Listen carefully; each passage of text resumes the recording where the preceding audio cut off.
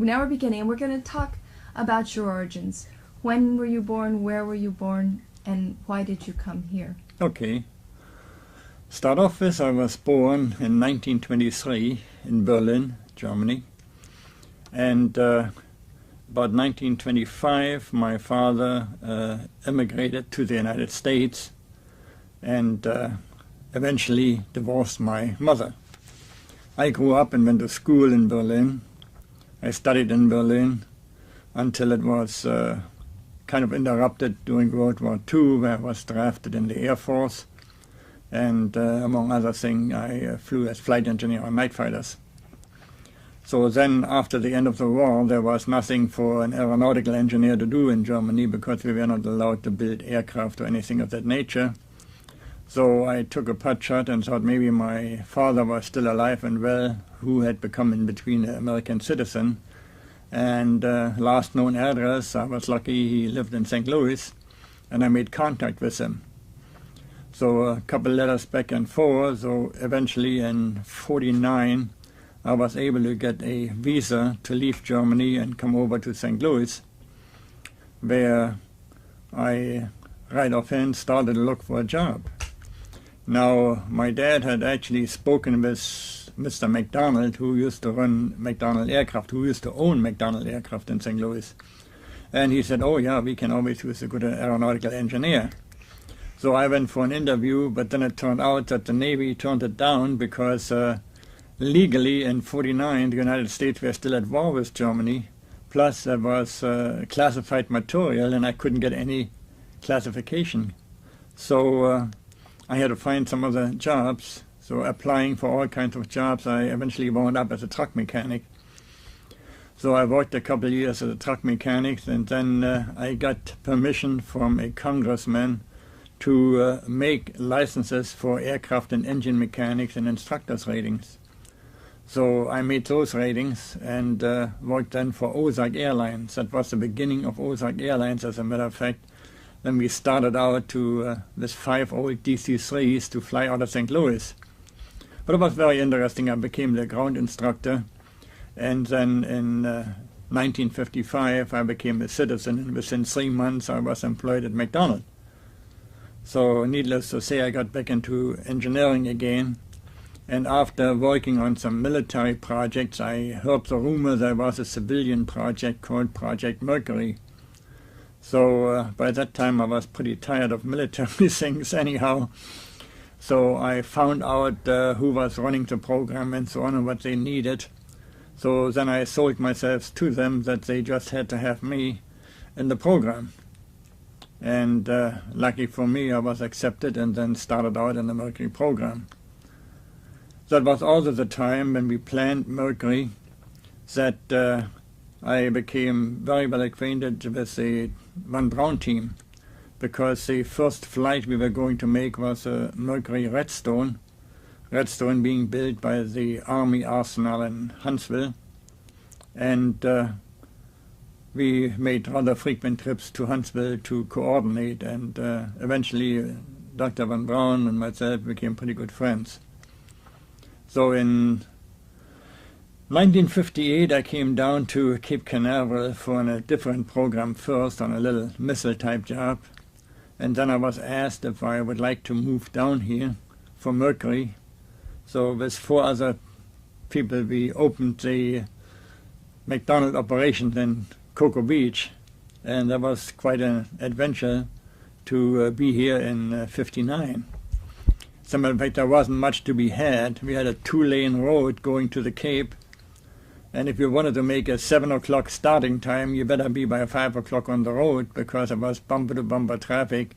And we had the old Polaris Motel. That's when you stopped in the morning, and from then on you could just about walk faster than you could drive. But these were the beginning days, and there wasn't much to be had. We had the greatest attraction was a Starlight Motel, which had a fantastic bar there that showed some of these pictures that you light up, with black lights and so on. It eventually burned down.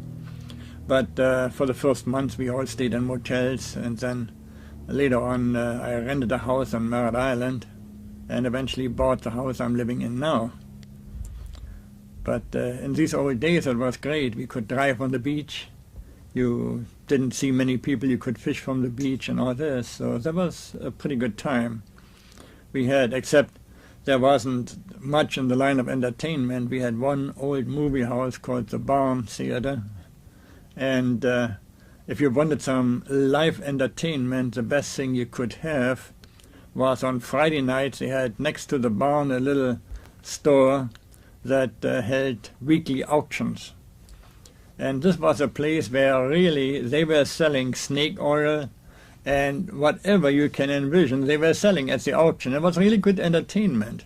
It was also educational, because what frequently was auctions off were furnitures and so on from Air Force personnel that were transferred.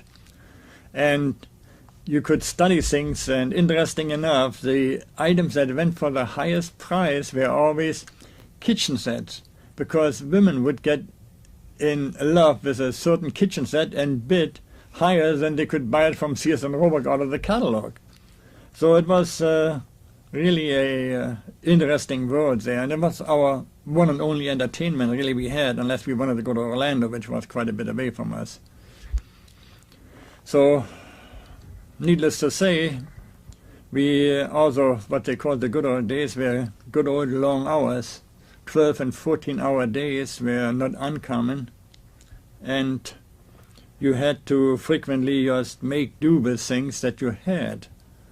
For instance, I remember one time we were running on mercury on redstone pad, and was already 6 o'clock, 7 o'clock at night, and we had about another hour's worth of tests to run, and it became decision time. If we shut down, it takes us 2 hours to power down, then send the people out, we lose another 2 hours for them to come back, and then 2 hours to power up. So I sent out a trial balloon and thought maybe all the engineers and our technicians would be willing to stay if we get them some sandwich and some coffee. So they agreed to do that. So I called at that time Bernard Surf, and they sent me 100 ham and cheese sandwiches and 2 ounces of coffee to the South Gate. And we picked it up, and we actually saved a lot of time by just keeping on going. And at that time it was also very easy to do, because the company gave us a free hand. With other words, I could pay for the ham sandwiches with petty cash.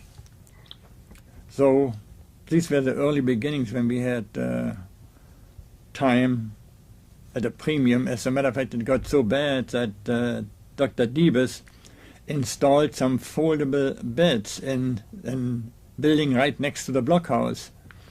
So they were, when it wasn't time, you know, you had, sometimes you got off at 8, 9 o'clock and had to be back in at 5, and you figured it takes you 2 hours to get home. It was much easier to just stay there and sleep, except these beds had a nasty habit. If you rolled towards the wall, that's where they were hinged, and the spring would fold you up right into the wall. In the middle of the night, you would wake up, you say, you know, what happened to me? I mean, I'm completely in a box. But it was better than, you know, not sleeping at all. So these were the early days when we spent what we call now the good old days, but actually were really long hours. I mean, 80-hour weeks were not uncommon for us, 7 days a week. And you couldn't tell your family what you were doing? Or? No, with us we were able to tell them pretty much what we were doing, since we were not a classified program. But it was at that time still where everything at the Cape was classified. And if you recall the early 60s and so on, I think the average was 3 out of 5 missiles launched used to blow up. So people would go out and get all kinds of schemes to find out when would be launched. And I remember one thing was easy. Right at the Port Canaveral, they had a camera station. And frequently we would go out and watch out when he opens the shutter on the front. We said, aha, now it goes. And then just to be scrubbed again and try again.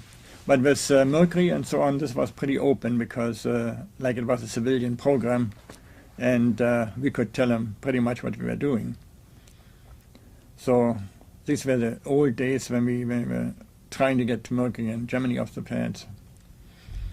You met the astronauts. You became friends with them, I suppose. Oh yeah, I had very close contact with all of them because, see, I was in charge of the preparation of the spacecraft itself. So the way my job description actually read, that any and all activity in and around the spacecraft and its attending GSE had to go through me. And I worked through established channels, you know, to get the work done. But I would interface with the engineers and the supervisors and the inspectors. But essentially, I pretty much controlled what we used to call the White Room. This is when John Glenn eventually, as you can see one of the pictures on the wall there, he hung a title on me. He said, "You're the Pat Führer, because you kind of run it like a dictator." Now, I always told him it's not really the case. I mean, it's pretty much a democracy. Do what I tell you or get off the pad. And that became pretty much later on a story when Pete Conrad, he was asked once by Neil Armstrong, he says, how do you get along with this guy, you know? And Pete says, oh, he's simple, just do what he tells you. Armstrong said, oh, what can he do if I throw a switch whenever I want to? He said, oh, nothing, he steps on your fingers. It wasn't that bad. But we used to have many, many stories, you know, that we worked together because I would hear what they complain about, what could be changed, what should be changed, and so on. And needless to say, I mean, getting everything ready. At that time, a Mercury spacecraft was not the most comfortable thing to be in. Even they had couches which were molded to their own body, but for 4 or 5 hours laying on your back with your legs up high, you know, that was not the greatest thing in the world. So also what happened is that it started to be picked up rather frequently with the press to get to the astronauts, interviews. So when they wanted to get away from things, they would just disappear and come over to my house, where, as at that time I had built this room here in here right now, and they could do whatever they wanted to. Either they were at my house or there was another fellow down the road, Jim Bishop. And we were the two people that made astronauts or their families disappear, because it can get pretty hairy when you have a whole group of reporters, nothing to do but trying to get an exclusive interview or find out something the other guys don't know. So frequently we had just to protect the families from the onslaught of reporters. There's a lot of serious work going on, but I guess there was some humor at the same time. Yeah, what happened is, you know, when you work these long hours, after a while you realize unless you can laugh at yourself once in a while, you're going to go off on the deep end. Because the responsibilities are such that you make a mistake and you blow yourself to pieces. So especially where I was, when we were putting the flight crews in, there was nobody around for 3.5 miles like an Apollo, except my group, you know, and then the astronauts. So needless to say, I spent many, many a night just thinking, what can happen and how can I prevent it from happening? So we found a way to relax every once in a while by playing what we called, what Wally Schirra really came up with, a gotcha. And a gotcha was something you did to your fellow worker or astronaut, but it had to be something that hadn't been done before. It had to be unique. And went to quite some great extents to things that happened to us, let me tell you. Luckily, we were, at that time it was pretty neat because very few of these stories hit the newspapers, so they respected our privacy there. That, and we normally weren't talking about it anyhow, but it was the typical gotchas, you know. Just to give you an indication how far we went, Pete Conrad one night, I mean, when we came out of the trainer, he went ahead and outside the training building he found a 4-foot black snake. So he broke in my desk center drawer and stuck it in. And the next morning there were 6 of these guys standing around just waiting to see what happened when I opened my center drawer. So, needless to say, when I opened the center drawer, there was a real mad black snake, and I backed up and tore the telephone right out of the wall, you know, and they said, gotcha. But it is, you know, see, you always get even then, so when he ran to an interview, a TV interview on camera at the headquarters building when he was late, So he jumped in front of the cameras, putting his coat on. That's when he found out I had the sleeve sewn shut. So, see, this is how you get even, you know. I mean, we had lots of those things that we did. But you had to know the dividing line between what is funny and what is insulting. So, and luckily, I can't even think of one incident where the line was overstepped, you know. So it was many, many interesting things were done. But it always was new and one of a time. All the work you were doing at that point was very much pioneering and new. It hadn't been done before. And that all of the procedure manuals hadn't been written yet. You know, we are talking about going back to the old days where everything was new. As a matter of fact, in these days, we used to freely trade between contractors. The one guy says, do you have a sheet of aluminum? I need some of this. And the guy says, yeah, could you have me some fittings of this kind of nature? And yeah, come on over, you can get some of those. And it was rather a great camaraderie between even individual contractors. And like you say, procedures, they were rather small. I remember in my documents, I still have the lounge count from Shepard, which was about 40, 50 pages. Now, when you compare it with the 5 volumes right now of a shuttle lounge, there's quite a long way in between. We also made many mistakes, you know, that you learn from your mistakes because everything was new. But we survived, and we learned from our mistakes. So the main thing was, as a matter of fact, frequently I have been asked, which was the most important lounge that in your activities. And interesting enough, it was not the landing on the moon. But the most important one, the most remarkable one, was Shepard's flight. Because when he went to fly, that was a time when you still saw 3 or 4 out of 5 missiles blow up. And the story was, oh, there goes another nose cone, you know. You build another nose cone and you try again. But all of a sudden you realize, hey, wait a minute, there's a guy in it, somebody you know and everybody else knows, and you can't just say, hey, let it go, you know, we get another one.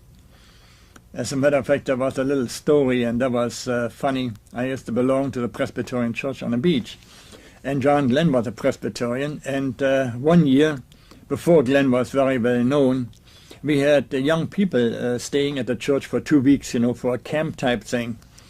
And they asked if we would, you know, give them a speech in the evening. So I asked John, I said, John, you want to come along? We have some young people, you know, last year high school or first year college. So he says, yes, and the way it turned out, he was a little late. So I said, okay, my friend John, who works for Langley, I mean, at that time, NASA was still at Langley, he'll join me a little bit later, but I didn't tell him the last name. And so then we talked. And then finally John showed up. I introduced him. I said, it's John. I said, he works for NASA at Langley. And we let it go as such. And then I thought, okay, let me see what happened when we get a little bit on the interesting side. So I said, I asked the question, I said, you know, the way missiles explode and things like that, what do you think is going to happen, or what should we do if one of the 7 doesn't make it back? Well, the kids thought about it a while, then one boy said, oh, he says, that isn't that bad. I mean, take another one. You got 7 of them, don't you? And after he said that, I said, yeah, as a matter of fact, now, let's see how one of them would feel. I said, you know, I didn't give you the name, but John's last name is Glenn. And I said, he is one of the 7. Why don't you ask him what he thinks about that? And the guy really recovered fast. He said, oh, where's a hole I can climb into? But we did that frequently, you know, with other words, to go out and interface with young people and so on. And you could get some interesting stories out of it. Now, needless to say is that in between the paperwork increased tremendously, but so did the complexity of the missiles and so on. But I still think, even today, there's too much paperwork. Where in the early days you had an electrical engineer and you said, okay, go ahead and apply electrical power. And a few minutes later the guy would come back and say, electrical power has been applied. Now you go ahead and says, okay, on panel R12, throw switch XXX to the on position, then go to panel so-and-so, do this and this, and it's ridiculous. I mean, we have to assume that the people know what they're doing and let them go ahead with that. So, but that's private opinion again, you know. So these were the so-called old days. But I interfaced with all the astronauts, and it was rather interesting. Each one was a individual. None of them were like the others. How would you characterize each of them? Yeah, I mean, they were, if you want to go through the whole list, I mean, they were naturally, Shepard was one of the most technically knowledgeable one. I mean, he was fast on the draw. He could what we called the abort sequence. He could run this thing off in such a fast time that nobody could even follow him. And he was very, very well technically inclined. Gus was a little bit more on the quiet side, you know. And then Glenn was really the Boy Scout, if you want to call it that way, because he always had in mind, I'm in the limelight and I have to represent the United States no matter what I do. As a matter of fact, one time he, his wife, and Scott Carpenter was his backup pilot, and Scott's mother, we had dinner, I think it was a Holiday Inn or some restaurant on the beach. And boy came up with a picture, shoved it in front of John. He said, "Hey, sign this." Now, during dinner, I was tempted to tell him what he could do with the picture, but John just signed the picture and gave it back to him, and the guy didn't even say thank you. So I mentioned to John, I said, you know, I don't think I would have been that tolerant. And he just looked at me and says, "Hey, that you have to expect, that goes with a job." So he was really very quiet on that one. And naturally, Wally, he was the one who was always thinking up ways to enliven the whole team and so on. He was a great practical joker. So same way, I mean, with Gordon Cooper. Gordo and these guys could always come up with something you hadn't seen before. As a matter of fact, at one time, Dee O'Hara, she was the astronaut's nurse, you know, in the crew quarters, with Dr. Douglas was the astronaut physician. And she complained that Wally was always slow, not even providing the urine sample she needed to have. So she made that official complaint, and next morning in front of her office there was a 5-gallon jug with a greenish brown liquid in it with foam on top and still warm, you know, and it says Wally's urine sample for 1 week. So needless to say, I mean, it was always a lot of back and forth. And also these guys used to run the Corvettes, which was pretty neat, except Cooper offered me once a ride from the Mercury, from the Atlas pad, and it's a very neat U-turn curve, and I think we didn't use more than 2 wheels to get around it. And I told him, I said, you know, I'd rather fly this thing, I mean, the spacecraft, than drive with you, because that's more dangerous than anything else. But then Cooper was always, he wanted to race cars. He did that until they finally leveled the boom on him and said you couldn't do that anymore. So they were pretty much individuals. Did Carpenter, he had a Corvette too? Yeah, I mean, they all, see, Jim Rassman used to furnish all of them with Corvettes, and they were always gray at that time. So they frequently got chased by the Cocoa Beach police. But that was just, it went with the territory, you know. So. Did they bring their families with them to Cocoa Beach? No, the families would come pretty much just before launch, or when they were staying here for longer durations, you know, they would come. But other than that, the families were not always here. No, they would more or less come to 1 or 2 days and then go back home to Houston, except for launch. Then they would come and show up, you know. Now, it was different when we went into the Apollo program, because then we had the 4-week quarantine, where even people like myself, I was a primary contact, and we were the only ones that could make physical contact with the astronauts. And then the wives would come, and we had a beach house, which is still there on the beach, where they could spend some time together and things like that, because they weren't allowed to leave that. And that's where the fish story comes in. When they weren't allowed to leave, I sometimes would drive up there to the NASA Causeway and just pick them up in my boat, and we go water skiing or we go fishing and things like that, which was legal as long as we didn't make contact with any outside person. So it got to be a hassle. I didn't like that. primary contact, because when you called in and said you had a cold, you had to come in. I mean, they swabbed your throat and did this and that. The cure always was just about killing you. But then they wanted to make sure they didn't have any bacteria on the flight crews. So that was, there were only about 70 or 80 people that were, for each flight, were primary contacts. And the families would then sometimes come down and stay a week or two. So you got to know their families? Got to know their families. As a matter of fact, I made it a habit in the Apollo program. I would always give them a tour of the spacecraft, once we were shortly before launch, to see where their husbands would spend the time. And I think it made a great hit with them, because they were much more satisfied with seeing the spacecraft, and seeing what goes on. Just like the same thing on the Mercury at one time, Anne Glenn was asking me, could you actually guarantee a safe return of John? I said, Anne, anybody who will guarantee you that is lying, because there's nobody who can guarantee a safe return. I said, the only guarantee we can give you is that at the time we launch, that if I know of something which would be detrimental for the flight, I can stop it. But other than that, I could not guarantee a safe return. And they more or less bought into it. On the last tip we started talking about the 7 astronauts, and there were 2 more to talk about. What about Carpenter and Slayton? No, Carpenter was actually a quiet one. He was a backup for John Glenn, and we worked with him extensively, and he always looked to me like the fellow who always has bad luck. He had an accident, and I think he broke his wrist or did something, and but he was a very, very pleasure to work with. Now Slayton, especially after he was disqualified, so to speak, because of his heart rumor, and he became the director of the astronaut office, it kind of became known that he was running the show, and he could decide who was going to fly next. So he never wanted to cross up good old Deke.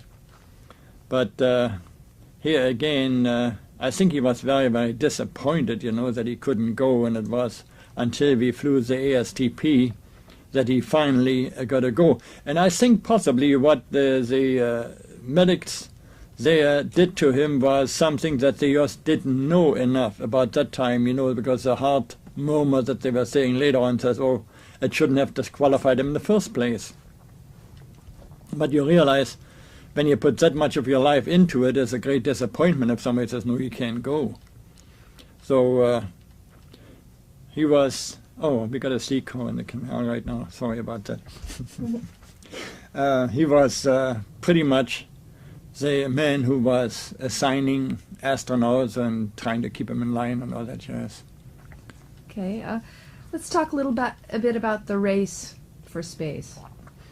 Now, the race, as it turned out to be, it really didn't get started until Sputnik was in orbit. And the sad part about it was that it was more or less a political race rather than a technical race. Because way before that, the Army team under von Braun had actually the capability to launch an Explorer before Sputnik.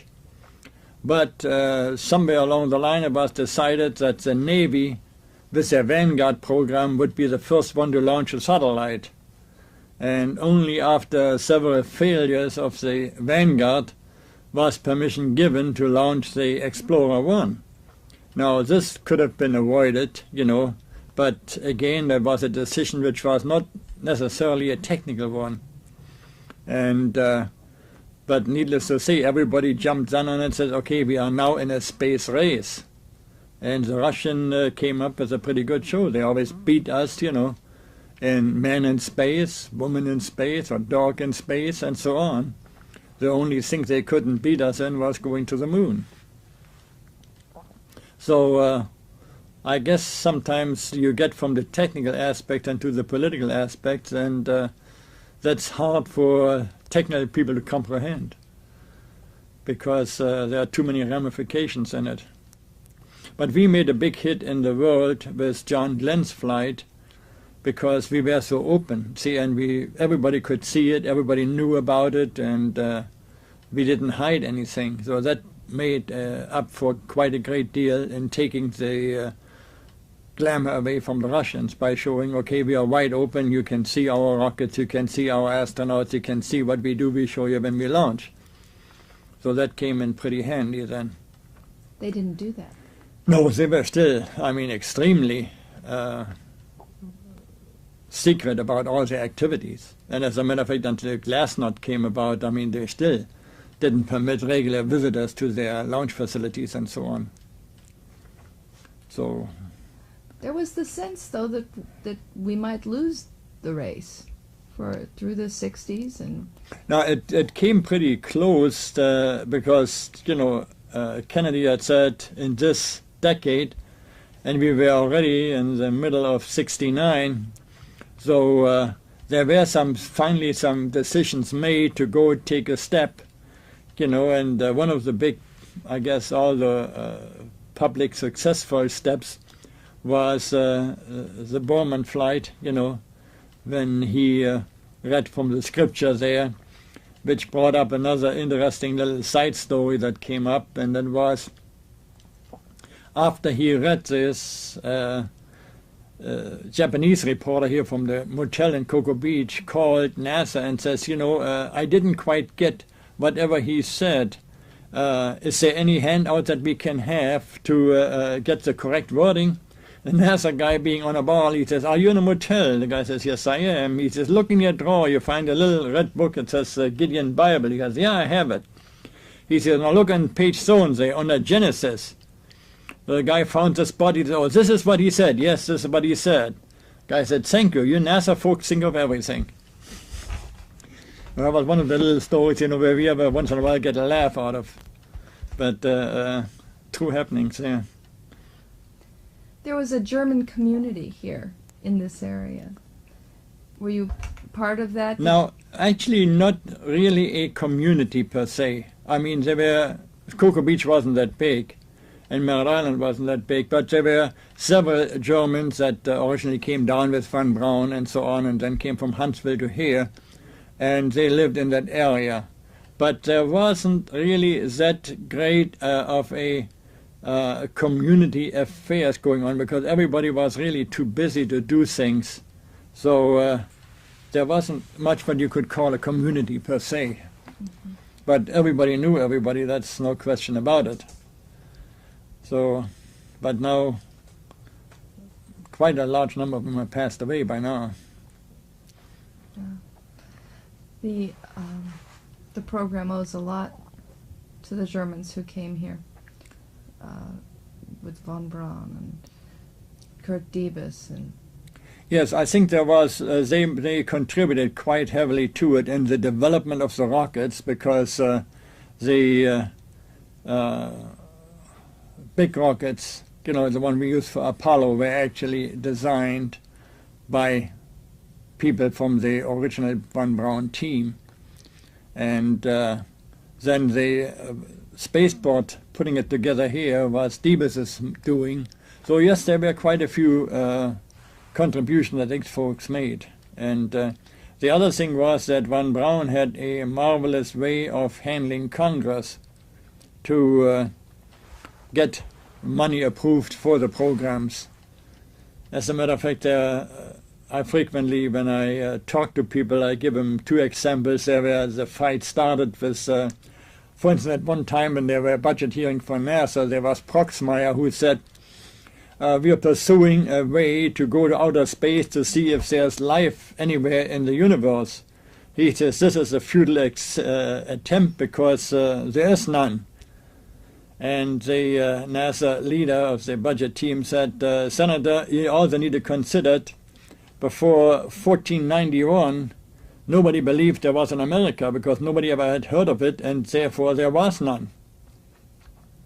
And one of my other famous stories from von Braun, I picked that one up from him himself one time.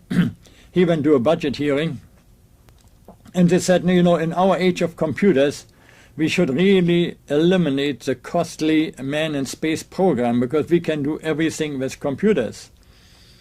And Van Braun had a real nice prepared answer for that. He says, ladies and gentlemen, you got to understand the best computer in the world is the human brain. And it's the only piece of equipment that can be mass-produced by unskilled labor. So here again, he got his money for the program. He had a good way of doing it. I think, in a way, reflecting from myself, I believe the many changes in the leadership that have taken place over the last few years, reflect on it, that we don't have as strong a leadership as we had, and that evidently penalizes the program. Because today you can go on the street and says, okay, who is the head of the space station project? And people even living in this community don't know. So it gets into the political end of it, and it's a shame because in my line of thinking, a nation that deletes the research and development programs is a nation that will lose its economic standing in the world. I think in a way you can see at Great Britain when they became socialistic and everything was state-owned and they cut back on research and development, they no longer became a world power. So I'm a strong believer in funding research and development, because this is where our future lies. People talk about spin-offs from space, and I think what you're talking about is the greatest spin-off, just the quest for knowledge and the always pushing the limits of what we can do. As a matter of fact, the cliche is always, oh yeah, they gave us a Teflon frying pan, which is ridiculous, because the greatest achievements are not just there, in this type of thing, but all the medical things, the miniaturization, your communication equipment, and all these things that, as a matter of fact, our whole computer industry had greatly profited from the research and development. We couldn't have been the #1 producer in the world of computers if it hadn't been for the space program. These are the spin-offs, and they said, now why would you send money to the moon? We never sent money to the moon. It always was staying right here on Earth. We never spent it on the moon. So that's the reason I say we need to go ahead and spend monies on projects, and I like to see more Earth-oriented projects that if I would favor a item that could be generated would be if we have a breakthrough that lets us transmit electrical energy without wires. We could really all run electric cars and heat our homes with electricity, no pollution, nothing, if we learn, because there's a lot of electrical power to be had right in the space.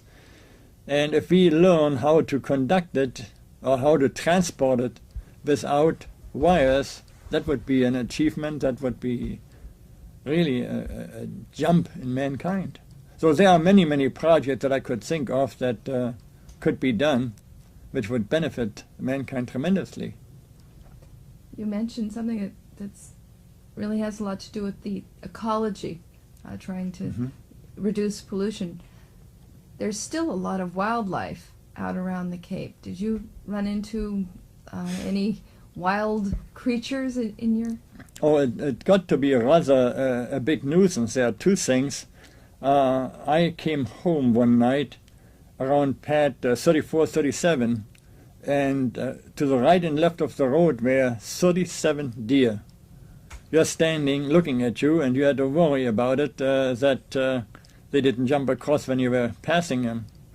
The other one, when you talk about wildlife, had an interesting thing, and there was, as a matter of fact, in the early days of the shuttle program.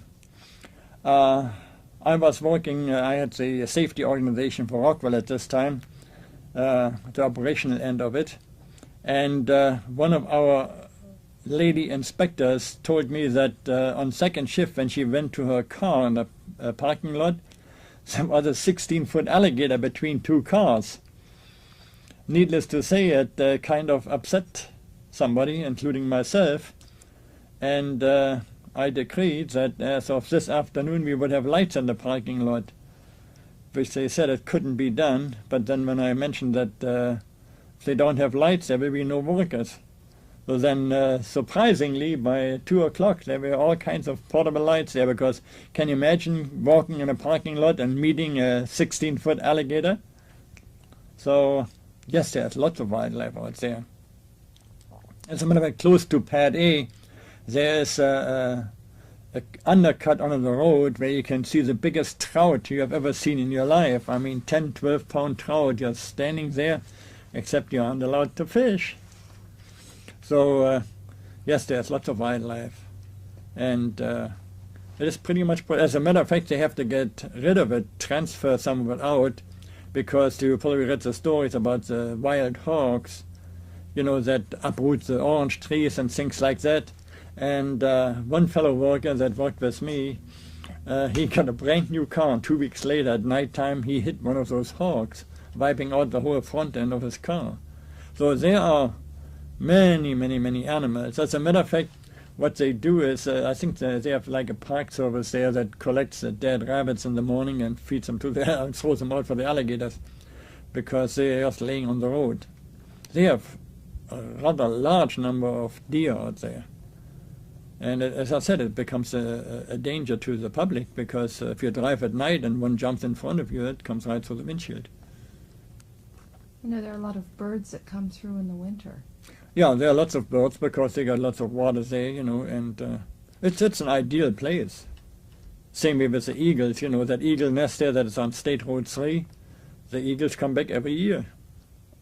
Have you seen them? Oh yeah, I've seen them many times.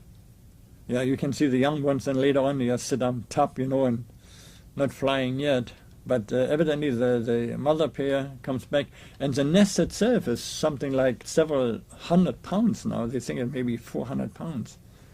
Because they add, every year they add to it. So, no, there's lots and lots of birds. But interesting enough, even when you see close to the launch pads, the pelicans and so on, when we launch, they just fly off and come right back. Doesn't bother them a bit. So we were worried about it might disturb them. Evidently they get used to it real quick like. So, no, there's a lot of wildlife out there.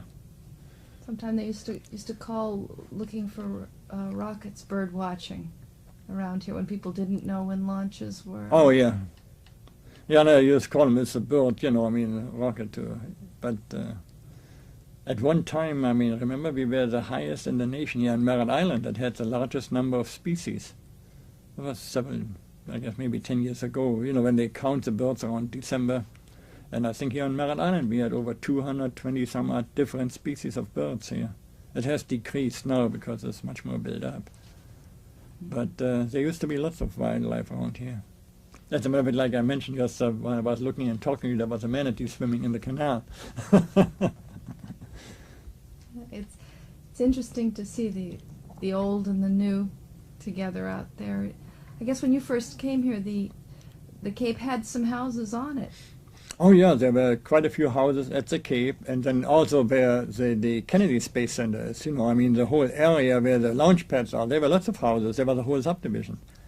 And they moved all the houses, I mean some of them they kept for a while, you know, as storage space, and then they moved them all except that beach house. The beach house is the only one that's still standing there that's being used, as a matter of fact. It's still being used. Oh yeah, still being used. As a matter of fact, they have a conference room there, and sometimes before flight, you know, the crews get together and have a small conference talking about what goes on. So that beach house is still there. There's a refrigerator, microwave oven, and you can have some food there, whatever you need. Okay. You have another question you might want to ask? Oh, I'm interested in asking you about mosquitoes. Now, mosquitoes, at that time, they were a little bit on the heavy side. As a matter of fact, we used to get the spray plane over here and the trucks that do the fogging, which helped a great deal, but then just as self-defense, a lot of the individual homeowners, we had little gadgets you put on the muffler of your lawnmower, and at the airport you could get for free the material that you run through the lawnmower muffler, which made a heck of a big cloud, and you could get rid of some of the mosquitoes. But It was rather interesting also at the Cape. I mean, at night time there was no way you could be outside without mosquito spray. Plus the other fact was, I remember in the very early days in Hangar S, where we were first working with the Mercury spacecraft, they had these trenches where they had the electrical cable in it. And the standard work was, if you pull on a cable and it pulls back, leave it go, it is a snake. Because there used to be quite a few black snakes in the cable trays, and if you pulled on one, you rather put it back real quick like. Plus rattlesnakes. I mean, now rattlesnakes you have out there too in quite a large number of things. So, yes, you had lots of natural wildlife out there. And mosquitoes were not the ones you really wanted to have, because it got to a point where in the evening you really had to juice yourself up with mosquito repellent just to make it, which didn't do too well because heat, humidity, and that spray on you, that was kind of not too pleasant. But that's all you had. I mean, you couldn't do much about it. Did the mosquitoes ever get into the machinery? I guess this was not a big... No, mosquitoes didn't bother us too much, but we had rabbits and other animals that would eat the insulation of the cables in the wire trays, and frequently we would miss electrical signals and find out that either the rabbits or some other creatures had eaten through the insulation on the cables. That was not too unfrequent out there.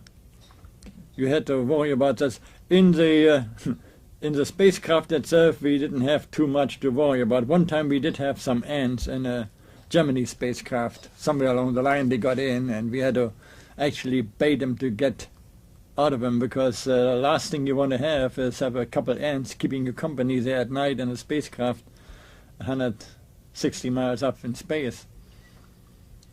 So that wasn't too bad. No. The other one was that on pad 19 we had a red owl that took up residence way up high and would provide us with some drippings and some leftover bones and things like that, which we didn't appreciate. So, but then again, I mean, it's their territory. As well as the wildlife, you had to contend with the weather. And there's quite often storms and lightning out of... Yes, no, these are all things that are given, and you just have to make the best you can. As a matter of fact, when you talk about wildlife, before the Mercury program, I was here on another program where we had a little solid rocket, and every night at 5 o'clock we would get a family of skunks come in and eat all the bugs that had fallen down from the electric lights, during the night. And whenever they moved in, we moved out, because it only took them 10 minutes. Except one time there was a Air Force colonel in there, and he was trying to see how secure we were, and he snuck in, and he met the skunk. Needless to say, they wouldn't let him get his car to go back to Pertic. They put him in the back of a pickup truck. But this is all natural wildlife, so you take it as it comes along. You mentioned one other thing about the social life here. Now, we had some very good German restaurant here, and that led up to another old Mercury story during the Atlas program. At that time, Scott, you need to understand, in Project Mercury, the astronauts were on 5 psi, 100% oxygen air, so to speak, okay? And it was a closed-loop system. In other words, air was always be regenerated, some oxygen added to it, and some CO2 absorbed by a CO2 absorber. But not much else. It wasn't very highly sophisticated. So one time during a test, when you listened to the headset, the next thing you heard a noise like, oh, everybody kind of sat up. They didn't know where it was coming from. You had another one like that, oh. And after it occurred the third time, I guess by that time the doctors in the blockhouse just stood on their chairs and they said, Scott, what's wrong? What's wrong? Do you have a problem? We have to terminate the test. He says, no, he says, but that's the last time I'm going to go to that German restaurant and have beer, sauerkraut, and beans. So needless to explain as to what happened inside his suit.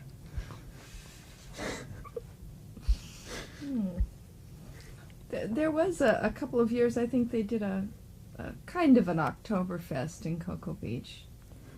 I don't know if you remember. At one time, yes, there was an individual who actually would roast half a whole steer on a spit, you know, and they really had a big one going. It was actually a German restaurant, and this guy, he put up a big tent, you know, and brought all the things in, and he actually roasted a whole steer on it, you know. So it was a pretty good, imported the beer and all this jazz. Yeah, they had some good things going. But later on, I think he elaborated too much, and I think eventually he went broke on it. Because, you know, when you have a good thing going, you got to know when to stop. And I guess he just enlarged until it got too big.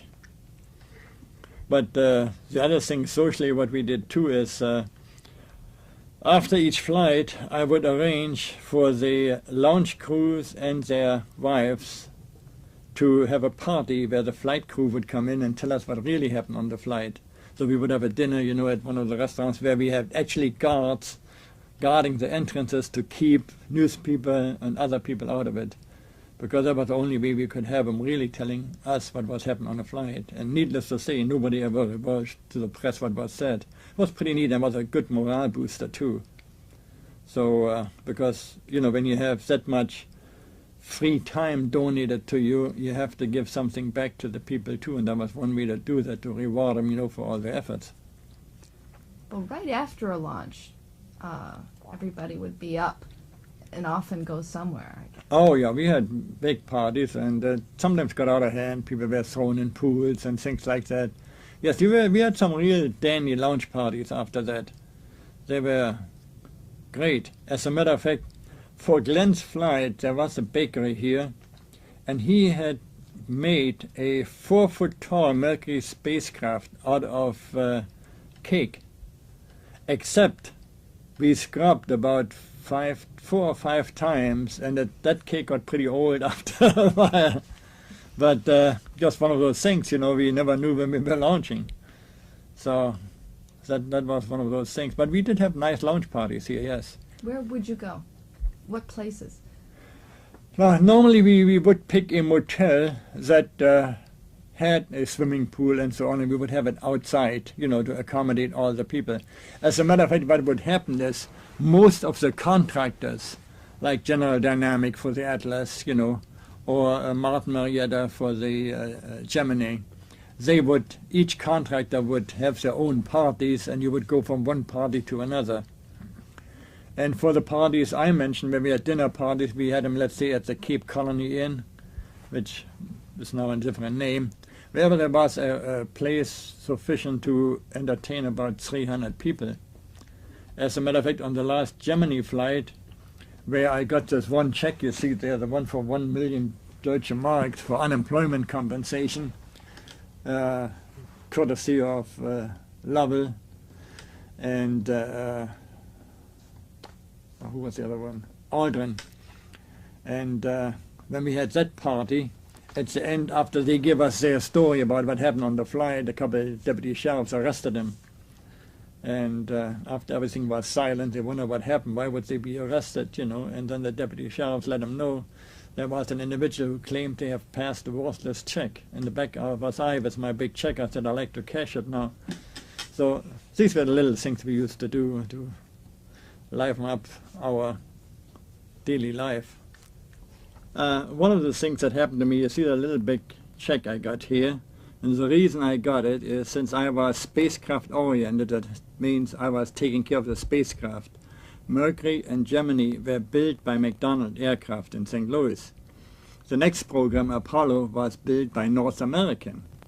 So they told me that I would now be out of a job, and to tie me over, they handed me a check made out to myself for 1 million Deutsche Marks, drawn on the bank of Lowell and Aldrin. And you'll notice one thing is here, the date changed because November 9, November 10, November 11, because twice we scrubbed before they actually went. So see, this nice little check was handed to me, and I had it.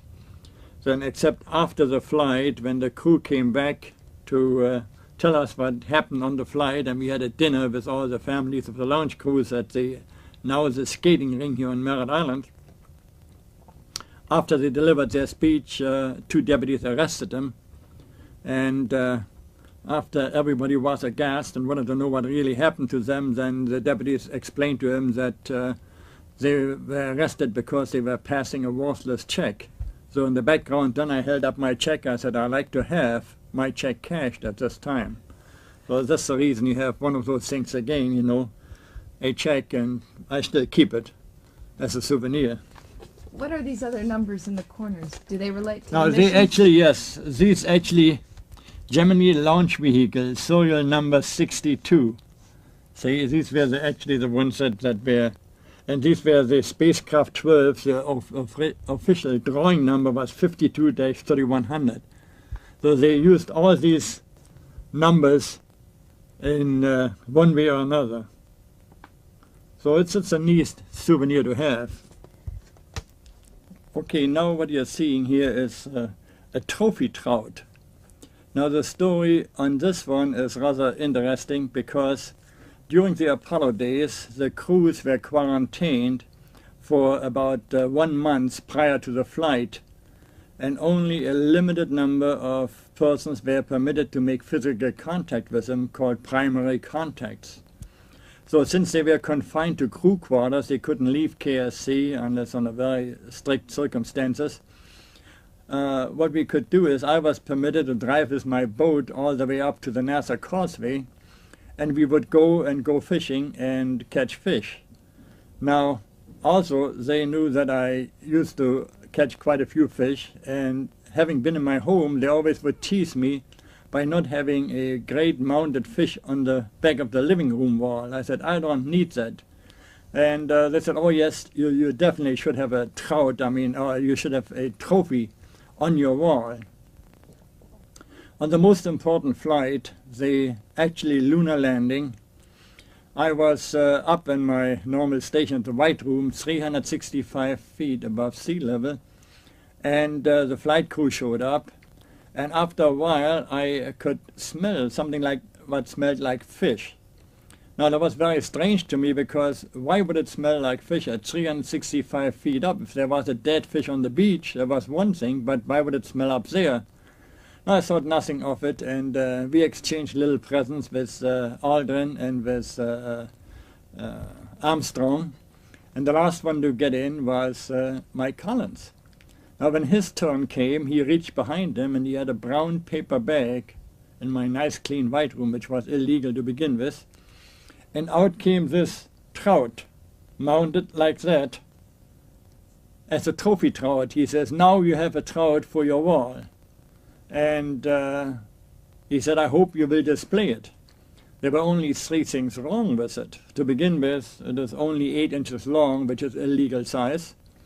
Secondly, it wasn't cleaned. And thirdly, it wasn't preserved. The only thing it came right out of a deep freeze. Later I found out that the Fish and Wildlife people actually got him that trout the night before, and they just put it up on the board. And I believe Joe Schmidt, the suit technician, has his hand in it. And they just nailed it on the board, put it in a freezer, and then took it out to present to me.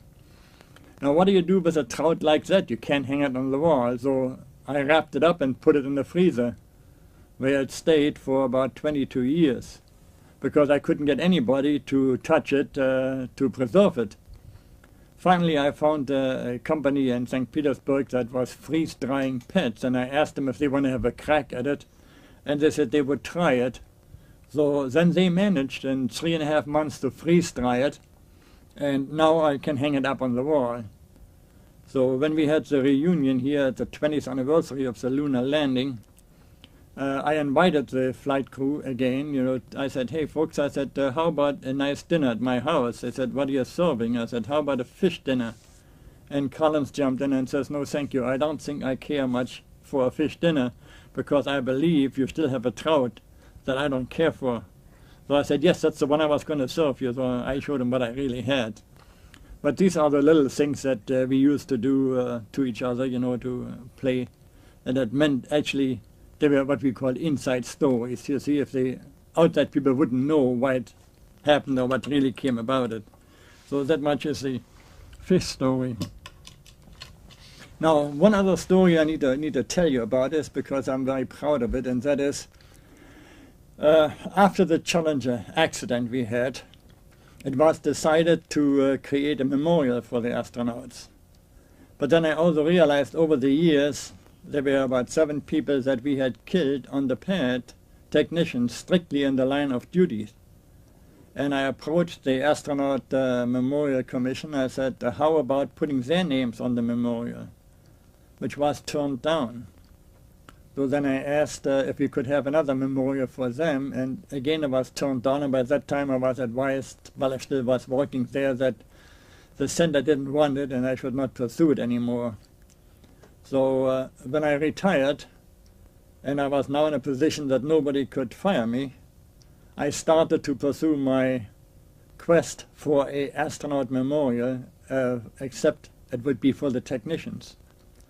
And 1 month before the big astronaut memorial was dedicated, there was a dedication ceremony. You have the one picture there, where we dedicated a memorial to the people that lost their life in the line of duty, and they were not astronauts.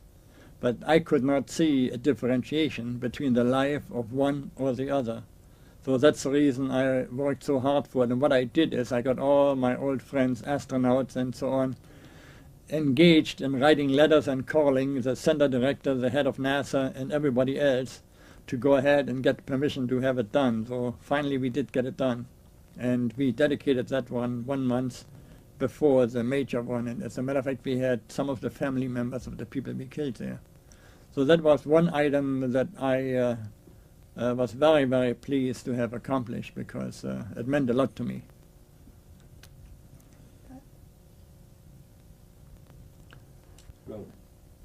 Okay, now actually you can see that the center director, General McCartney, and myself, on the day we dedicated the memorial for the people that lost their life in the line of duty at the Space Center. This memorial right now is located between the IMAX and the other theater inside. And as you can see, it's a nice gadget. Very nice at night. So I'm very proud of having got that one done. It's a dangerous business. It is. And it is never something that you can assume nothing will happen. There are lots of things you play with: explosives, with high pressure gases, with poisonous propellants and things like that. The worst thing that can happen to you is if you get complacent and you think you know all the answers, that's when it's going to come and get you. So it's not a routine business that you would say like a railroad station or an airport or things like that, because it can never be like an airport, because each flight is different. Each flight has a different crew, each flight has a different payload, and probably a different mission. So this will never be just a routine thing. Okay, here you actually get a handle as to an idea as to what it looked like on an Apollo launch.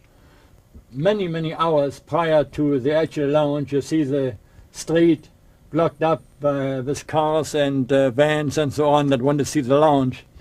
So that would be the time several hours before launch when I go in and I took these pictures, you know, of just driving into the Cape to get to work. So here you see the old South Gate. And for many people it became actually a like a picnic affair, that they would bring all their goodies there and spend the night there and just watch for the launch. There's the old sign of the Air Force Station.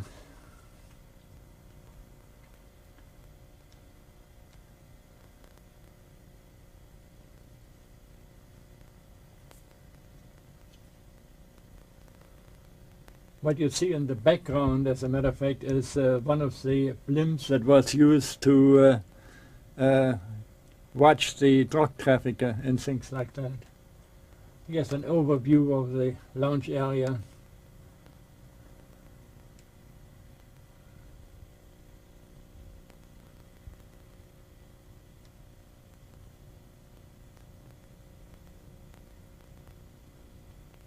As you can tell, that is somewhat of an old video camera, and actually it was a movie camera that did that, and it got transferred to a video. In the background you see now an Apollo launch vehicle, and we are coming out. The area is already cleared of all personnel because you can see the oxygen vapors coming off the launch vehicle itself, and we are on our way out to go ahead. We are driving out to prepare the spacecraft for the crew arrival. I believe a little bit later you will see from the top actually the astronaut van coming out to bring us the flight crew. This was neat for me to drive through the gate without having to show a badge, because at that time we didn't have any guards or anybody else there stopping us. So it was always nice that we could do whatever we wanted to do because there was nobody else around, except we had to be a little bit careful of TV cameras following us or watching us, because you never know what would show up later on. Now here you see actually the ice formation on the rocket, and what you're seeing coming off is actually oxygen vapors. Now then every once in a while big sheets of ice would come down. Okay, let me stop it a second here. One of those days I took a sentimental trip through the Cape, and by the way, the flag you see blowing in the breeze there at the South Gate is something that I put there when the Air Force said it couldn't be had, and I helped them out to get a flagpole there. And here we are at Complex 14, where it shows all the flights that went out on Mercury Atlas flights, and next to it is the memorial, I mean not a memorial, actually the whatever you want to call it, for the 7 astronauts. So this pad 14 in the background. I wanted to take all these pictures before the gantries and the things disappeared, because eventually they rusted out. Here is Complex 19, the Gemini complex, where we launched all these birds from one complex. And it was a rather interesting time there because they were coming in very, very short order. There is the old structure with the main structure laying down and the blockhouse on the left-hand side. This was the launch configuration. Now today all this stuff has been removed, because the same way this is the old Apollo launch pad, the originally one for the early models of the Apollo. This is also the place where we had the fire. And here we're taking a little trip through the Space Museum, which is open to the public on Sundays, but that's the only time it's open. And I took a quick trip there to keep on film what was there or what is there for the next generation to look at it. Here is the old Redstone gantry with a Redstone missile in it. As you can tell, it's a long way from what we have today, with climate-controlled white rooms and everything like that. We had an old rickety elevator going up and down the side of the structure, which was hair-raising to begin with, whenever it was working. Some of the old rockets that used to be, there's a Polaris in the center, a Beaumark, and so, and there's an Atlas laying down. That is a famous red bird, Snark, that used to land frequently right off the beach, where they used to call it the snark-infested waters, because some of them just bellied right in. It's an old nose cone with a beryllium heat shield to survive the re-entry. There's a Titan rocket, 2-stage. That was the same that we used for the Gemini program.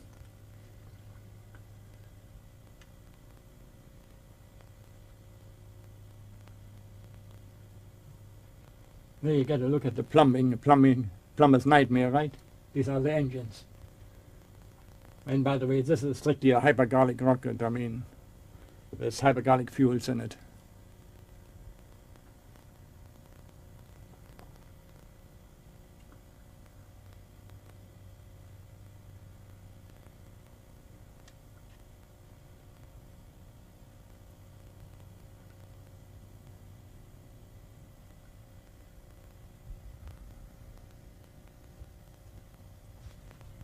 I got lots of footage on that one.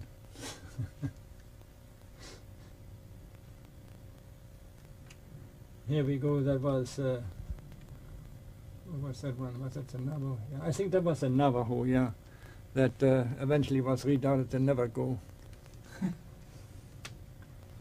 And an upper stage shown here. I think that one. There's an old German V1. These were the little bus bombs that they used to send over to England and so on, and they captured one of them. Pretty good shape yet. It shows the, interesting enough, this is a pulse jet, and when we go to the new airplanes, we eventually will probably wind up with pulse jets again. So, full circle, it goes around and comes around.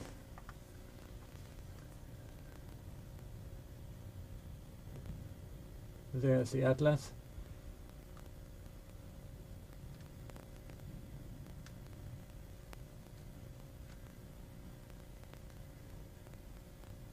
That's a Minuteman, one of the earlier models.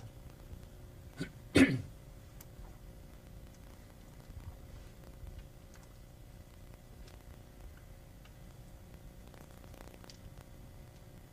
a Aero B, I believe. Oh no, this is, let's stop a minute, because this is of a commercial type film. You want to stop it? Yes, let me go fast forward on it. It's coming up here. Rolling. There, see, this is the old Pad 34, where we actually had the Apollo fire where we lost Grissom, White and Young. So the white hump on the right side is a blockhouse, but again, this structure by now has been completely leveled, and the pad has looked like a little wasteland of nothing. And these were the so-called S4Bs that we launched from there, you know, in the early stage of the Apollo program. There you see a launch from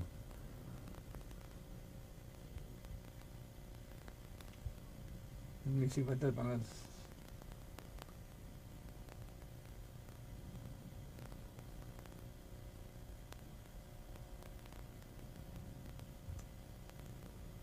It's hard to tell from that film if it's the S4B or the big one. It's an Apollo. It's an Apollo, yeah, but I'm not sure if it's the Saturn V or it's the S4B, the Saturn 1. It was one, and then the S4B, and then the I see we 5. used the ones, the very first manned Apollo flight after the fire was the one with Cunningham, Führer, and Isley. And that was on the small rocket.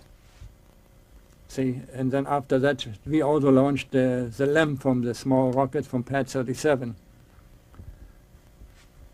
But then we went to the big ones.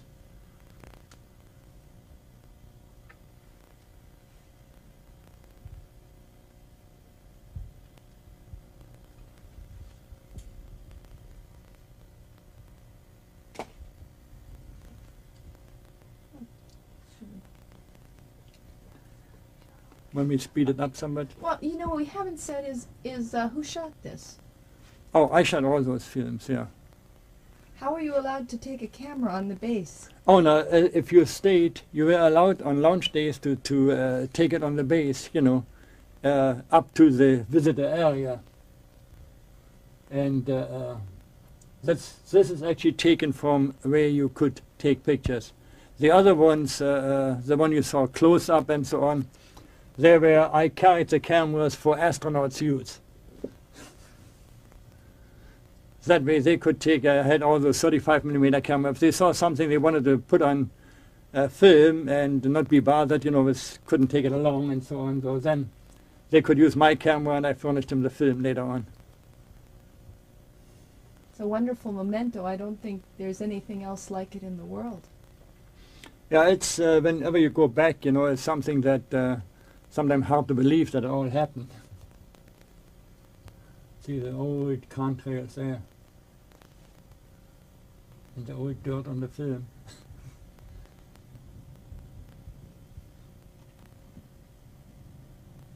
these were the days of the 8mm movie cameras. There was a night lounge, yeah.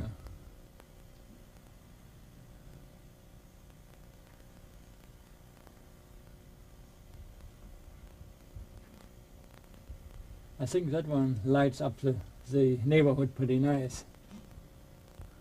That was 17? I'm not sure which one it is, but I think it could be Sonnen's Flight 17, yeah. Because this is Saturn V. And this is from the astronaut's camera. This is from the cameras the astronauts bought, yeah, to take these pictures. You see, on my crew I always had one backup astronaut. So, one that didn't fly. Otherwise, see, we were out there before the flight crews got there, and these pictures were taken beforehand. So the astronaut and my closeout crew, what we call the closeout crew, he was then able to take these pictures for his own home use. See, this is taken now from the general viewing area.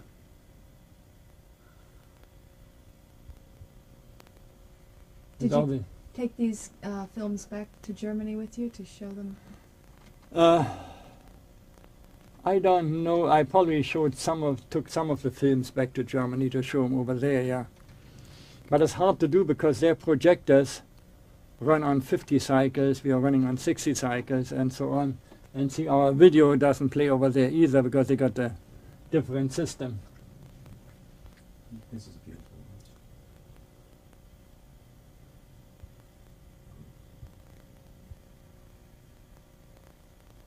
Yeah, they did a good job of transferring it from the old video film over to the videotape, from the movie film.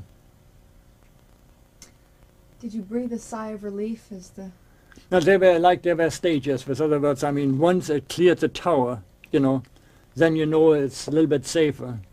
And then once they were up the first stage burnout, then you know they could always make it back, you know. So there were stages, and the same way once they were in orbit, then you didn't worry much about it until they came back and you saw the 3 parachutes. So that was another one of those things you wanted to see. See, most of these are morning shots, you know, when I have to get up early to get out there. This is the street you live on, Right, yeah. See, I had a little old Volkswagen. I just put the camera in the window and shot these pictures going out early in the morning to be ready for them. There's no one else on the road here. No.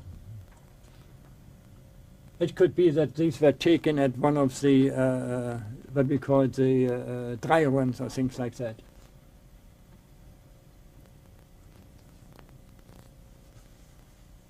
Yeah, that's it's just showing, you know, how to get there. See, I'm on the Cape now, and there's the old Pad 34. Yeah, that's still 30. No, that's the miss right now. Okay, that's the other one. That's Pad 5, Pad Saturn 5 again. One time I let the astronaut drive it, and things that it is, I don't know, you can't see it, but that son of a gun was going about 90 miles an hour. I said, damn it, I said, driving with, look at it, how we went through the gate here, watch it. I think when we come up through the gate. Here comes the gate, see it? Man, he was driving all right, and I was hanging on for dear life. So, see, we made a left turn across the gravel, and I think we slid halfway across that one. See? He was excited that day. No, I mean, they always drive fast, let's face it. Which Yeah. astronaut was driving, you recall? I hate to say this because he is still pretty active in the program. I better not give him a black eye because I know who that was. But it was fun at that time. This is Apollo 11, isn't it, this footage? I don't know if this is 11 or not. I don't think this is 11 because 11 we didn't do much of that picture taking and so on because it was just too critical. See, we only had 90 seconds once the crew got there before we put the crew in. So if we didn't blow the time on any kind of delays, then we had 90 seconds. But this is, I see, that's actually a backup pilot.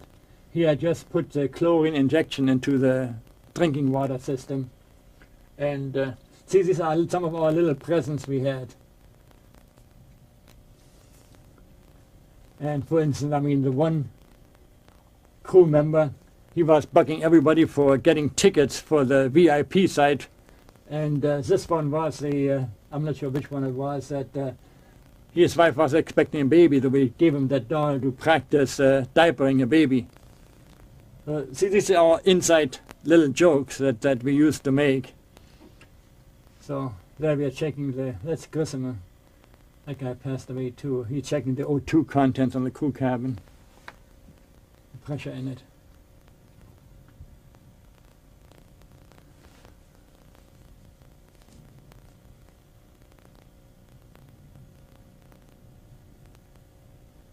I believe the one you see in there is Krippen. Because he was my backup pilot several times. Now it's just... Yeah, like that's Kripp. That's Kripp. Yeah, see, he's a center director now.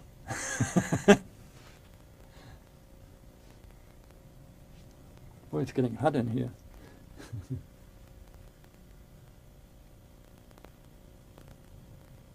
That's one of the suit technicians.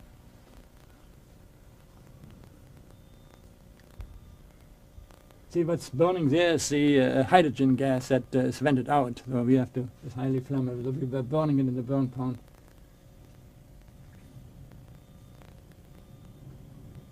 And our worry was that we had a hydrogen leak, and you know, hydrogen is explosive from 3% to 97%, so that we just get blown out of, you know what. Okay, now see, when we opened the white room, we had a picture like that. No, this is not it. That's from the structure. Yeah.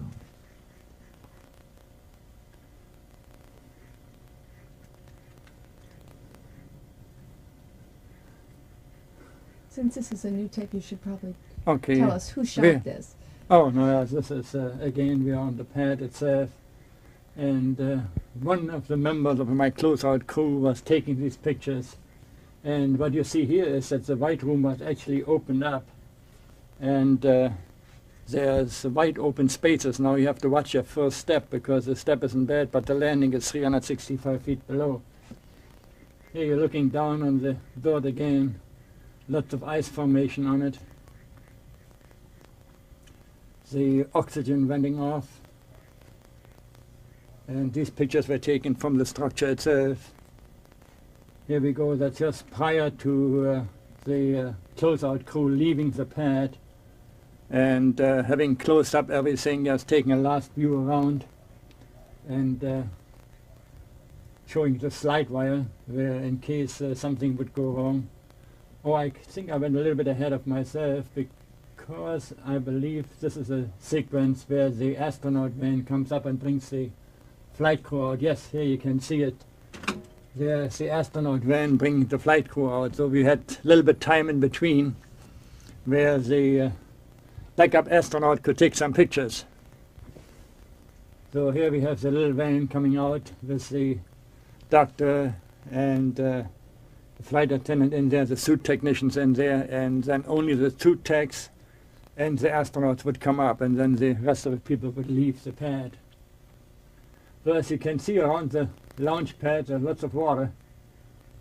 Ideal fishing ground, except nobody's allowed to go and fish. But maybe that helps us out in the long run. It's a good area for fish hatcheries and for renewal of our natural resources.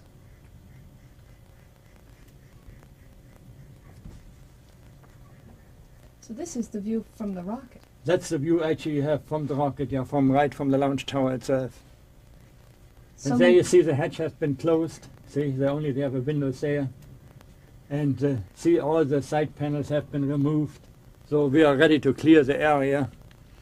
One last look in the window. And I always used to tell him that the next one looking in the window better be a frogman or you're in trouble.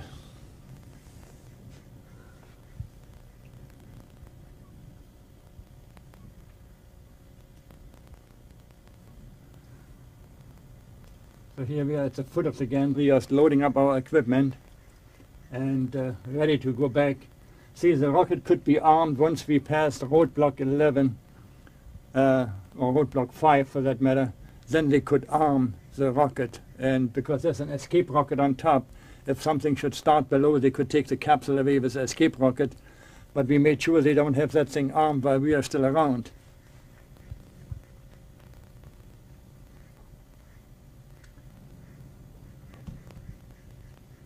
The wind must be going pretty good.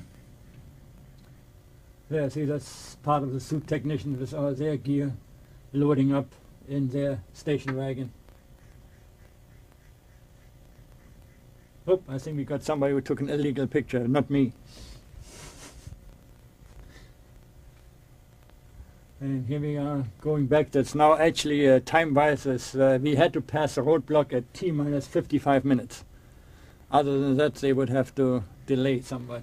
But we never delayed a rocket launch. We never had a problem that was blamed on our crew, and we never delayed a rocket launch. So This is the view from the roadside there. this is actually a view that might be another film that I took. Oh yeah, see, there's a motley crew there. The closeout crew that we had there. And at that time we created a thing of having flame-proof coveralls, which are now being used by race drivers. We actually originated them by using Nomex. We worked with DuPont because we were a little bit worried about catching fire or things like that. Well, this is all the way from the far back area. And it always takes a little while for the thing to get off because the ignition of the main engines was 7.6 seconds before liftoff. As a matter of fact, the rocket had to burn off fuel because it was so heavy it wouldn't get off.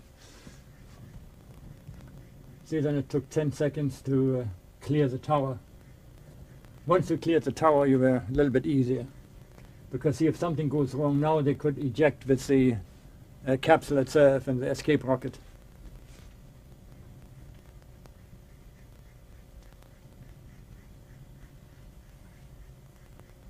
The first contrail you're probably going to see is doing the area of maximum dynamic pressure, what we call max Q. There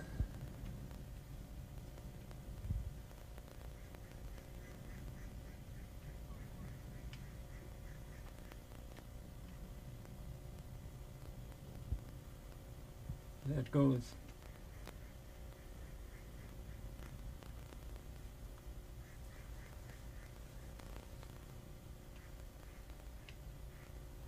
See, the thing we were waiting for then was at 2 minutes and 12 seconds or thereabout to have the actually the first stage drop off.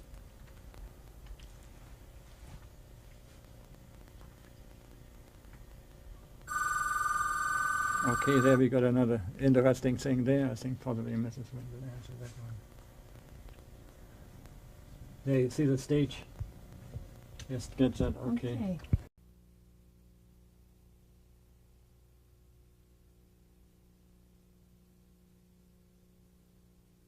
Now we're beginning, and we're going to talk about your origins. When were you born, where were you born, and why did you come here? Okay. Start off with, I was born in 1923 in Berlin, Germany. And about 1925, my father emigrated to the United States and eventually divorced my mother. I grew up and went to school in Berlin. I studied in Berlin until it was kind of interrupted during World War II, where I was drafted in the Air Force. And among other things, I flew as flight engineer on night fighters.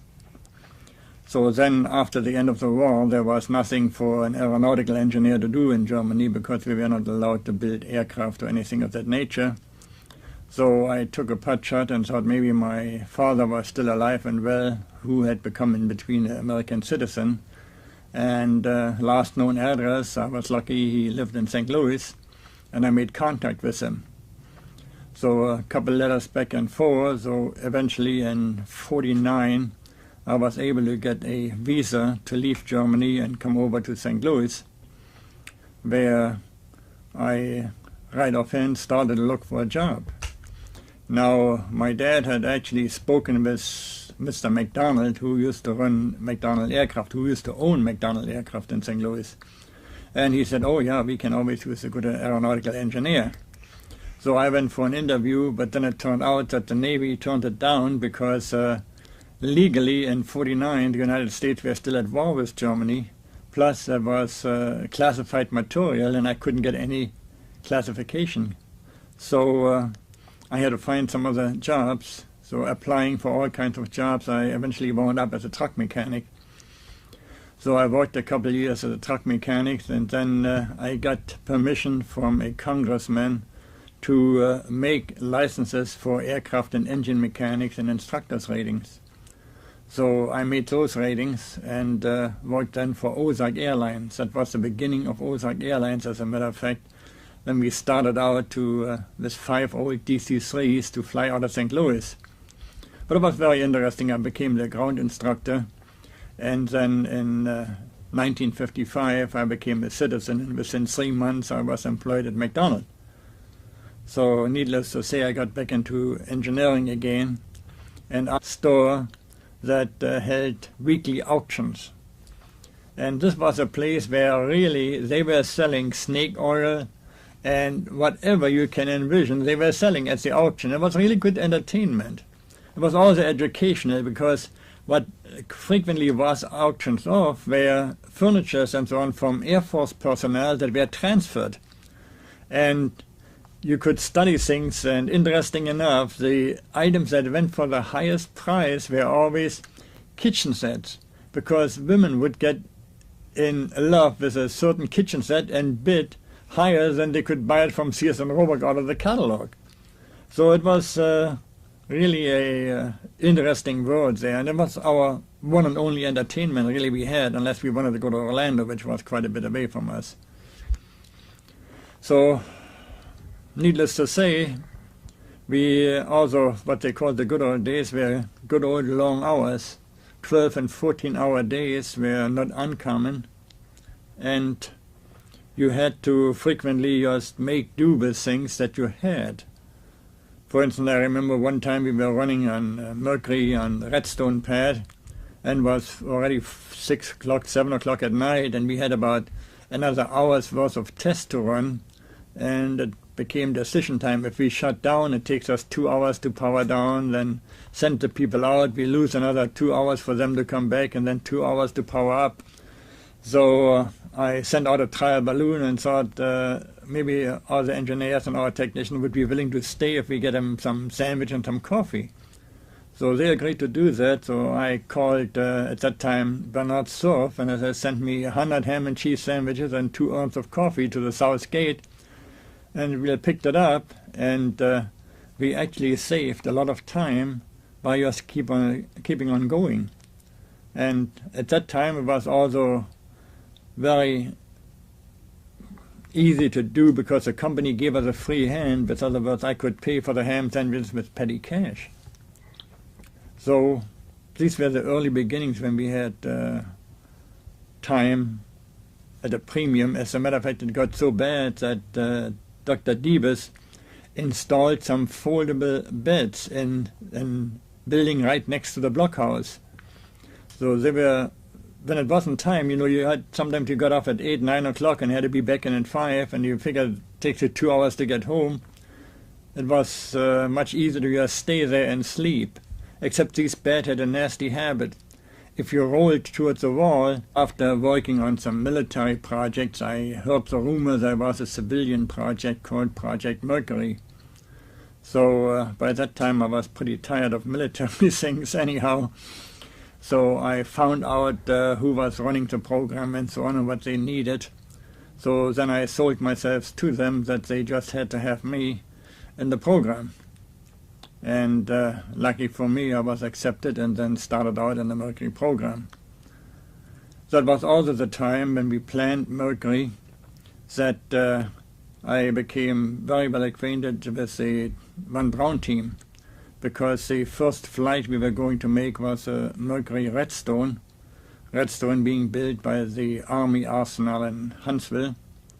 And we made rather frequent trips to Huntsville to coordinate, and eventually Dr. Von Braun and myself became pretty good friends. So in 1958, I came down to Cape Canaveral for a different program first, on a little missile-type job. And then I was asked if I would like to move down here for Mercury. So with 4 other people, we opened the McDonald operations in Cocoa Beach. And that was quite an adventure to be here in '59. As a matter of fact, there wasn't much to be had. We had a 2-lane road going to the Cape. And if you wanted to make a 7 o'clock starting time, you better be by 5 o'clock on the road, because it was bumper-to-bumper traffic. And we had the old Polaris Motel. That's when you stopped in the morning. And from then on, you could just about walk faster than you could drive. But these were the beginning days, and there wasn't much to be had. We had the greatest attraction was a Starlight Motel, which had a fantastic bar there that showed some of these pictures that you light up, with black lights and so on. It eventually burned down. But for the first month, we all stayed in motels, and then later on, I rented a house on Merritt Island, and eventually bought the house I'm living in now. But in these old days, it was great. We could drive on the beach. You didn't see many people. You could fish from the beach and all this. So that was a pretty good time we had, except there wasn't much in the line of entertainment. We had one old movie house called the Barn Theater. And if you wanted some live entertainment, the best thing you could have was on Friday nights, they had next to the barn a little steps on your fingers. It wasn't that bad. But we used to have many, many stories, that we worked together, because I would hear what they complain about, what could be changed, what should be changed, and so on. And needless to say, getting everything ready. At that time, a Mercury spacecraft was not the most comfortable thing to be in. Even they had couches which were molded to their own body, but for 4 or 5 hours laying on your back with your legs up high, that was not the greatest thing in the world.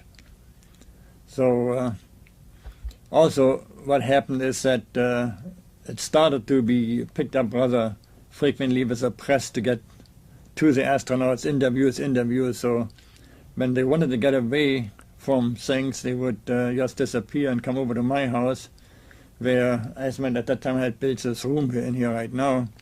And they could do whatever they wanted to. Either they were at my house, or there was another fellow down the road, Jim Bishop. And we were the 2 people that made astronauts or their families disappear. Because it can get pretty hairy when you have a whole group of reporters, nothing to do but trying to get an exclusive interview or find out something the other guys don't know. So frequently we had just to protect the families from the onslaught of reporters.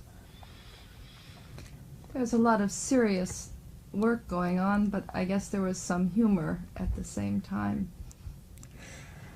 Yeah, what happened is, when you work these long hours, after a while you realize unless you can laugh at yourself once in a while, you're going to go off on the deep end. Because the responsibilities are such that you make a mistake and you blow yourself to pieces. So especially where I was, when we were putting the flight crews in, there was nobody around for 3.5 miles, like in Apollo, except my group, and then the astronauts. So needless to say, I spent many, many a night just thinking, what can happen and how can I prevent it from happening?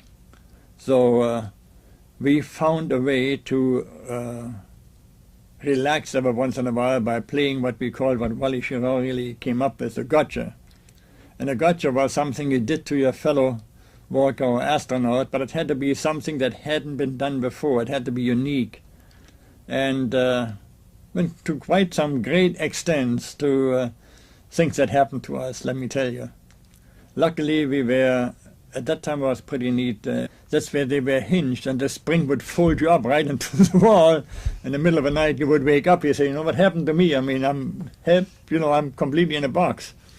But it was better than, not sleeping at all. So these were the early days when we spent what we call now the good old days, but actually were really long hours. I mean, 80-hour weeks were not uncommon for us, 7 days a week. And you couldn't tell your family what you were doing? Or? No, with us we were able to tell them pretty much what we were doing, since we were not a classified program. But it was at that time still where everything at the Cape was classified. And if you recall the early 60s and so on, I think the average was 3 out of 5 missiles launched used to blow up. So people would go out and get all kinds of schemes on to find out when would be launched. And I remember one thing was easy. Right at the Port Canaveral, they had a camera station. And frequently we would go out and watch out when he opens the shutter on the front. We said, aha, now it goes. And then just to be scrubbed again and try again. But with Mercury and so on, this was pretty open because like it was a civilian program. And we could tell them pretty much what we were doing. So these were the old days when we were trying to get Mercury and Germany off the pads. You met the astronauts. You became friends with them, I suppose. Oh yeah, I had very close contact with all of them because, see, I was in charge of the preparation of the spacecraft itself. So the way my job description actually read, that any and all activity in and around the spacecraft and its attending GSE had to go through me. And I worked through established channels, you know, to get the work done. But I would interface with the engineers and the supervisors and the inspectors. But essentially, I pretty much controlled what we used to call the White Room. This is when John Glenn eventually, as you can see one of the pictures on the wall there, he hung a title on me. He said, you're the pad Führer, because you kind of run it like a dictator. Now, I always told him it's not really the case. I mean, it's pretty much a democracy. Do what I tell you or get off the pad. And that became pretty much later on a story when Pete Conrad, he was asked once by Neil Armstrong, he says, how do you get along with this guy, you know? And Pete says, oh, he's simple, just do what he tells you. Armstrong said, oh, what can he do if I throw a switch whenever I want to? He said, oh, nothing, he's